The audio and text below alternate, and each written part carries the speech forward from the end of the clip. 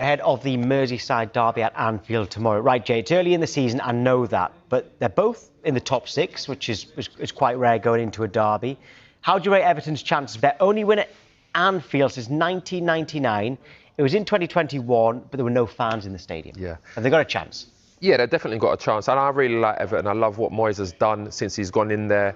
And they've got a good chance because as much as Liverpool have been winning games, they've been winning games in second gear at the moment. They haven't actually played what you would say is a great performance. They've got they've got an unbelievable squad and some unbelievable talent, but they haven't gelled yet. They've got new players in there. So it's a great opportunity for Everton to go there and try and upset Liverpool. Because when you look at Everton and the way Moyes always sets up his teams, is they're difficult to beat, they're aggressive, they're disciplined, and then you've got the ball carriers now like Ndiaye, Grealish has gone in there, Dewsbury Hall's gone in there and done really well. So it's going to be an exciting game, and it's one of them derbies that you always want to get home for to watch. Yeah, well, the best thing about it is when we can debate it. Me and you, Jay, with an Everton fan and a Liverpool fan. We've got Conor Ray for Liverpool and Ped McPartland for Everton. I can see the nerves are kicking. And we're gonna have to be referee here. You two, I think we might have to be. We will start. I'll tell you what. We'll start with the home side. Okay, that is Conor with Liverpool. Right, 100% start this season, Conor. But Everton and Moyes, they've been woeful record at Anfield, like forever for Moyes. So, formality, surely. Well, you certainly hope so, wouldn't you? And I think all Reds would say the same. Everton have had a strong start to the season. There's no denying that, and you can see, and I can hear it in my mates and family and friends and that who are Everton fans. There's a bit of a feel-good factor around Everton at the moment, so they'll be fancying their chances. But as Jay said just before we came in there, the Liverpool have been playing in second gear and have won all the games so far this season. What we have seen, I think, is that the performances have been improving game on game.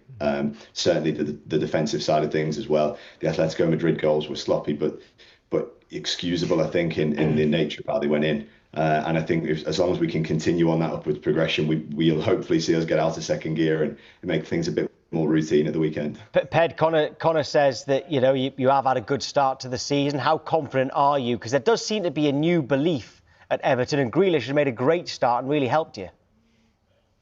Yeah, we have had a good start, bar the Leeds result, obviously. But listen, I've seen Everton have great sides and go to Anfield and absolutely wilt. So it is about seeing whether this Everton team can stand up to going to Anfield, going to 12:30 after they've played in the Champions League, where really there should be a little bit going our way, and whether they can take that. I've seen us Liverpool go down to 10 men at Anfield, and Everton react so poorly. So I just want to see an Everton team turn up for once at Anfield and actually have a go and be in the game. I mean, the only problem is you can be in the game for 90 minutes, but that doesn't really matter at Liverpool anymore, it seems. So we have to be on it for the entire game and hopefully just turn up for once. And those big players like Jack Grealish actually, have a major say in the game. Ped, I was going to ask a question for you and then obviously a question for Conor. Ped, when I look at the way Everton play, I think Everton are always really solid. Season after season, especially with Moyes, one of the teams that concede the least amount of goals. But the goal scoring is the problem. I always feel like when I watch Everton now, especially now when you've got the likes of Ndiaye and Grealish there, Dewsbury Hall playing really well, it's that striker that Everton have been short of for a long time now. Yeah, of course. I mean, look at Liverpool. Liverpool have paid nearly 90 million for one striker and 125 million for another striker, and one of them isn't quite proven, but it's still an excellent striker. So that's what you're dealing with, isn't it? Really? Yeah. We took a plunge on Beto a couple of seasons ago, and that cost us 30 million. And this summer we've had to buy young Tierney Barry. But Ped, he was good last year. He scored some important goals when Moyes come in. So let's not forget about that part with Beto. Yeah, but it's the big moments though. At Anfield last season, he had a really big moment where he, it was like practically a one-on-one, and he's hit the inside of the post. And they're the moments, aren't they? You can play well in some games, but when you talk about a game like this game, going to Anfield, where you're going to get very few chances, you have to take those one or two chances. Now, Beto did do that at Goodison in the 2-2, but it's goal scoring is a problem for this Everton side still. But that's why I feel like Everton have got a better chance right now, because Liverpool are not firing on all cylinders. And then, Conor, for you, I'm going to say team selection's a problem for Liverpool at the moment. A good problem. Yeah, I mean, it's a great problem to have, but where do you play these players? Like, I listened to Slot's comments the other day, and he was saying that he sees Ekitike as a number 9, and obviously Isak being, one of the best number 9s in the world. Like, how do they fit all these players in? Rio as well, playing really well on the left when he comes on, like pushing Gakpo. Where do you see it? That's a nice problem to have, isn't it, as you say, and it's a little bit. It feels a bit unique in Liverpool fans of recent generations. Certainly, we're not used to spending this type of cash. I spoke about that last time I was on here with you boys as well. We've got the squad depth now that we've got these problems. We've got these positional issues. I thought Ekitike's comments a couple of weeks ago when he got asked about the same on international duty were really. I had a lot of respect for what he said about wanting to play with the best players in the world, that making him a better player and relishing the competition with Isak. And I think when you look at the amount of games that a team like Liverpool in all 4 competitions usually go quite deep in all 4 competitions. You're playing 60 plus games as a team this season.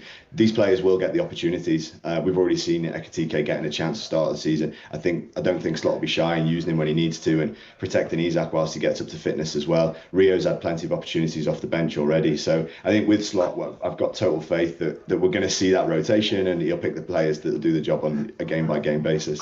Connor, I have one question for you, and I know it's a touchy subject, especially for Liverpool fans.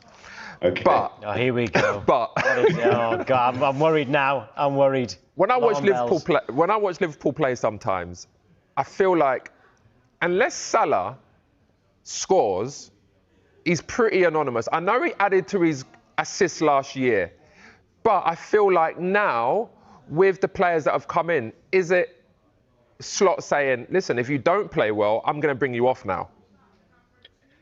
I think you'd still struggle to hook him. I think you'd have to have some run of bad form to get dropped Salah from the team, and that's testament to the level he's been playing at. Yeah, there's no doubt about that. He said as well, by the way, sorry to interject you there, he did say he's a player of moments, and he's come up with some huge moments. But it's when he doesn't score, I feel like sometimes, just bring him off for the last 15 minutes, put someone else on. That's all I'm asking you. What do you think about that?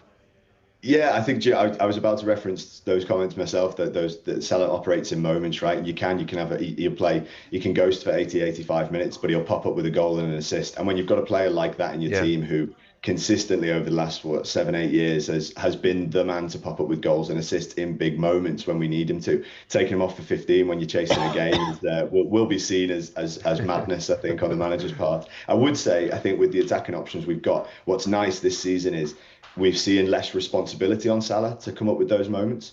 Last season, I was chatting to my dad about this on the way back from the Atletico game in midweek as well. And Salah played really well in that game. I thought it was his best performance so far this season. But it was refreshing to see that when Salah isn't in the game, in those moments, getting amongst it for the full 90 minutes, as we've seen previously this season already, there are other players around. Ekitike stepped up, Gakpo stepped up, Rio stepped up phenomenally so far as well. We're still waiting for Wirtz to step up. Like, hopefully that bit of pressure removed on Salah's shoulder will mean that he's got that longevity and can keep coming up with moments when he needs to. Ped, for Everton, what is it about Anfield that you found it so difficult for so long? I mean, if I knew the answers to that, I'd be passing it on to every Everton manager. I don't know. It's always been a tough place. This is not even like a Premier League thing. I remember there's like a couple of wins in the 80s. There was like one win in the 90s, no wins till, the game you mentioned before, behind closed doors. It's just been an impossible place for us to go. It's just when your rival is essentially your bogey team as well, it makes it incredibly difficult. And there's always been something. And you watch other teams go there in the last few years, you just roll up. For any team to go there. But yeah, what annoys me is, though, you do see teams go there and have their day, and we just never seem to have our day at Anfield. And it's so frustrating as an Everton fan to never get those moments. Those moments there. And it's not just Everton. It's David Moyes. I don't know if you heard at the start. 20 games at Anfield with 4 different clubs. Never won. Joint worst record at one ground of any manager. He shares that record with himself at Stamford Bridge, by the way. Now, they are two decent teams, though, Tom. Yes, I know that. But he's a decent manager. Along with potentially winning a trophy, how important is it for David Moyes to win at Anfield? No, it would be absolutely huge because, as you mentioned there, no one wants a record like that. And when he was first at Everton, he had we used to talk about it quite often. How competitive we were and how we'd finish around the top 4 all the time, top 5th or 6th. But it was like he sacrificed those games, the Chelseas, the Liverpools, Manchester United.